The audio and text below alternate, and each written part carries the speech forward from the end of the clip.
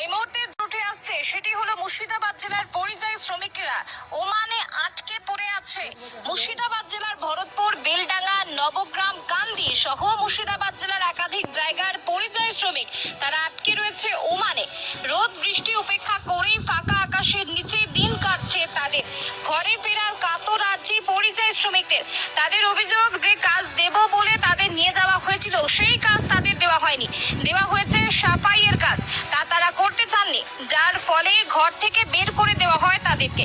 আর এই ঘটনায় তাদের পরিবারের সদস্যরা ব্যাপক দুশ্চিন্তায়। যদিও এই ভিডিও বার্তার সত্যতা যাচাই করেনি কেটিএন বাংলা টিভি।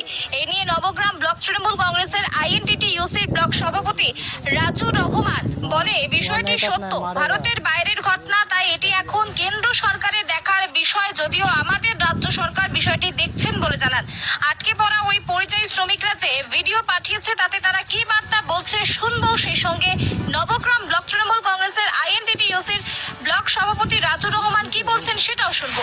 ওয়ালাইকুম। আমরা ওমানে এসে ফেসে গেছি। কি পরিযায়ী শ্রমিকেরা, রাজমিস্ত্রি ভাইয়েরা, আমার রাজমিস্ত্রিরা আজ অবধি কেউ 5,000 টাকা করে পেয়েছো না পাবে? পাওয়ার আশায় কোনোদিন থেকো না। এগুলো কিছু না, আশেপাশেকার রাজ্যকে শুধু ভাও জানানো যাচ্ছে মমতা ব্যানার্জি যেটা করছে, যে দেখো আমি আমার রাজ্যের জন্য কি করছি, কিন্তু আদৌ কিছু না। এ দাও, ও দাও, ফর্ম জমা দাও, এ দাও, পয়সা ঢুকবে, তো এতদিন পেটটা কী করে চলবে? এটা সম্ভব না, অসম্ভব।